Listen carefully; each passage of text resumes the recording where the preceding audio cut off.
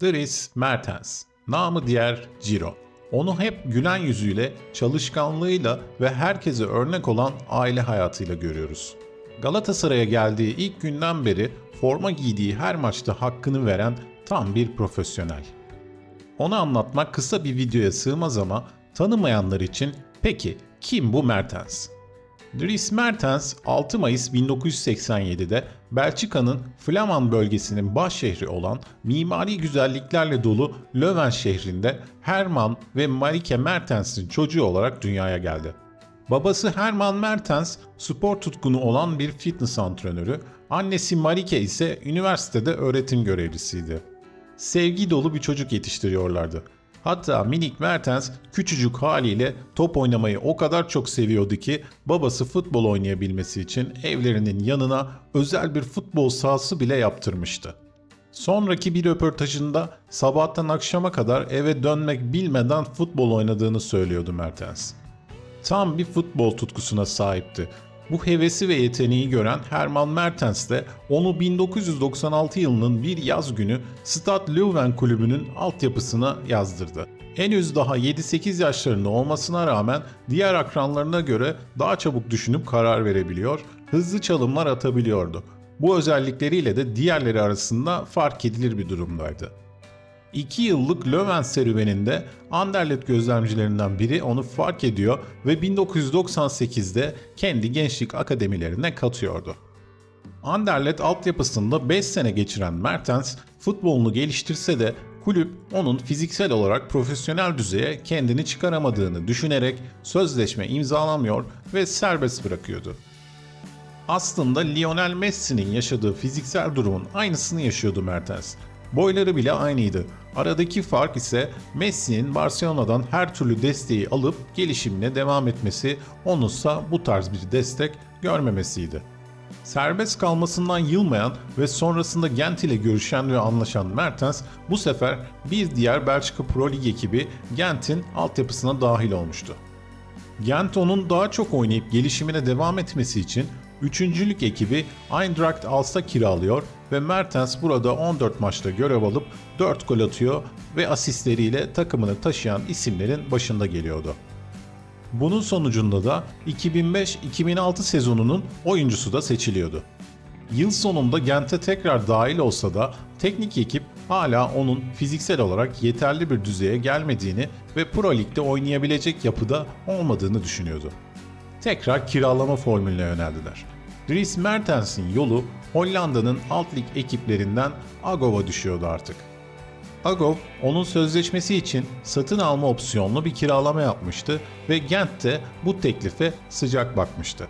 Çünkü teknik ekibe göre Dries hiçbir zaman tam olarak bir fiziksel kaliteye erişemeyecek ve bu haliyle de büyük kulüplerde oynama şansı olmayacaktı. O yılı 38 maçta 15 gol atarak bitirirken Hollanda kulübüne onu almalarının ne kadar doğru olduğunu da kanıtladı. Bir sonraki sene takım kaptanı oldu ve bu rolünde başarılı olup 13 gol daha atarak Erste Divise'deki en yetenekli genç oyuncu seçilecekti. Bunun karşılığında da Altın Boğa ödülüne layık görüldü. Artık Mertens kariyerine emin adımlarla devam ediyordu. Sezon sonu Utrecht kulübü onun bu başarılı yükselişini görüp transfer düğmesine bastı ve 2009 yılının başlarında onu takıma dahil etti. Bu küçük adam kariyer basamaklarından bir bir tırmanıyor, ona yetersiz diyenleri haksız çıkarmaya da devam ediyordu. Utrecht'te geçen 2 yılda onun kariyerinde çok güzel anılara sahne olmuştu. Toplamda tüm kulvarlarda 86 maça çıktığı bu sürede 21 gol atıp tam 34 asist yaparak bu sefer de Utrecht'te Di Tommaso yani yılın oyuncusu ödülüne layık görülmüştü. İkinci yılının son maçlarına doğru yükselen yıldızı artık onun bu kulüpte kalamayacağını da belli etmişti. Sıradaki kulüp ise Hollanda'nın dev kulübü PSV Eindhoven'dı. 28 Haziran 2011'de Eindhoven ekibi onu ve takım arkadaşı Kevin Strootman'ı toplamda 13 milyon euro bedelle kadrosuna kattı. Artık Dries için üst düzey futbol günleri başlıyordu. PSV kariyeri de harika bir şekilde devam etti. İlk hat-trick sevincini imzaya attıktan 3 ay sonra yaşamıştı. Hatta PSV ile çıktığı ilk 7 maçta 11 gol gibi bir istatistik yakalayarak inanılmaz bir başlangıç yaptı. Kaldığı yerden devam ediyordu Dries ve artık tüm dünyaya kendini gösteriyordu. İlk sezonun sonunda 33 maça çıkıp tam 21 gol atarak mükemmel bir başlangıç yaptı. Bu sezon içerisinde attığı bir gol ise hala hafızalarda. Herakles kalecisi Remco Pasveer ile çarpışan Mertens 3 dişini kaybediyor ama pozisyon gol oluyordu. Unutulmaz olan onun yaşadığı bu talihsiz sakatlık değil, sonrasında ortaya çıkan bir gerçekti. Çünkü Mertens'in bir dişi kaleci Pasveer'in kafasına saplanmış olarak ortaya çıkmış, bu olay da o günlerde çok fazla konuşulmuştu. Mertens sonraki sezonda da fırtına gibi esmeye devam ediyor ve 2 senelik PSV kariyerinde 88 maça çıkıp 45 gol 43 asist yaparak bir yıldız olma yolunda emin adımlarla devam ediyordu. Ve artık kariyerinde zirveyi yaşayacağı, efsane olacağı günler yaklaşıyordu. Bu günleri ona yaşatacak olan kulüp ise 16 Haziran 2013'te 10 milyon euro bedelle onu kadrosuna katacak olan, hepimizin de şu an içinden söylediği Napoli'den başkası değildi. Acaba Dries Mertens dile kolay tam 9 yıl bu formayı giyip Napoli'yi 33 yıl sonra şampiyon yapan yapının mimarlarından biri olacağını, kendisine besteler yapılıp Ciro lakabı verileceğini, kulüp tarihinde Maradona'yı bile geçip en golcü oyuncu olacağını bilebilir miydi? Merak etmiyor değilim. 9 yılın geçtiği bu dönemde Napoli ile tüm kulvarlarda tam 397 maça çıkan Dries, 148 gol, 90 asist gibi bir istatistiğe imza atacak ve Napoli taraftarlarının kalbini sonuna kadar kazanacaktı. Onu o kadar kendilerinden biri olarak gördüler ve sevdiler ki ona hepimizin artık bildiği Ciro lakabını taktılar. Mertens de bu lakabı o kadar çok sevdi ki aynı zamanda da sevgisinin karşılığı olarak Doğanoğlu'nun adını Ciro Mertens olarak koydu. Evet, hepimizin artık tanıdığı bu tatlı mı tatlı Katrin Kerkhoffs ve Dries Mertens'in biricik oğulları Ciro Mertens. Mertens aile yaşantısı olarak da örnek bir profesyonel.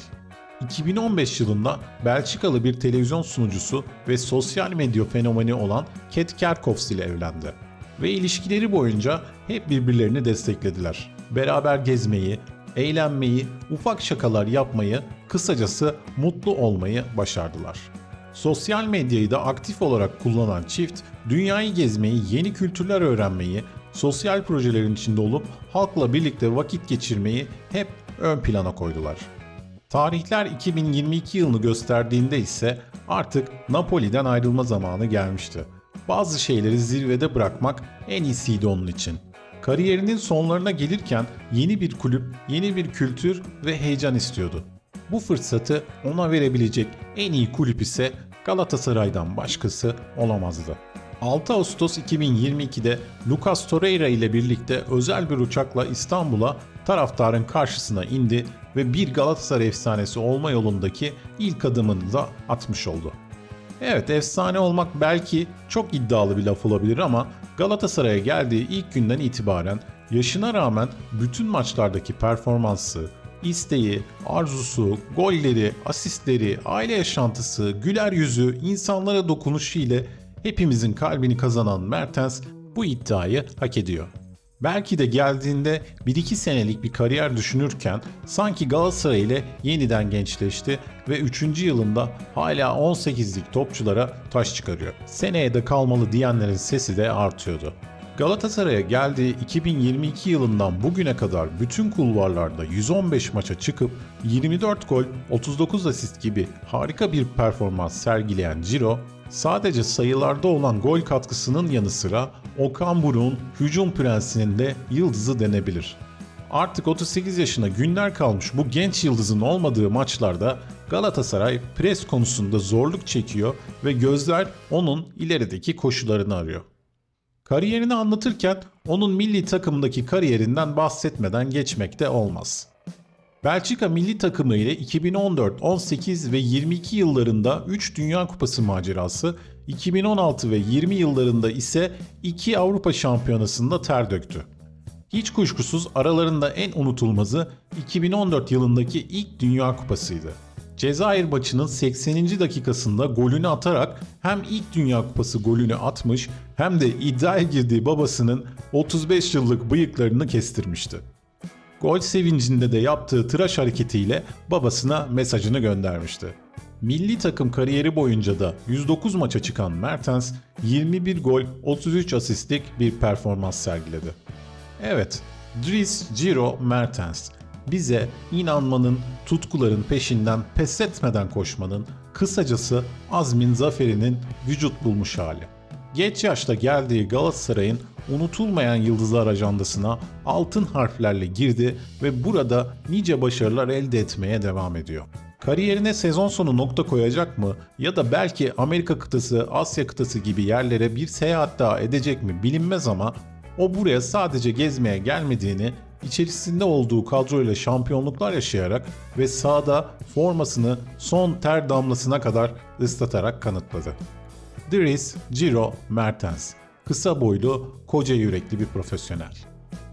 Videoyu buraya kadar izlediyseniz lütfen abone olmayı unutmayın. Bu tarz videoların devamının gelmesi için bana bir güç vermiş olursunuz. Galatasaray Yorum kanalından herkese selamlar.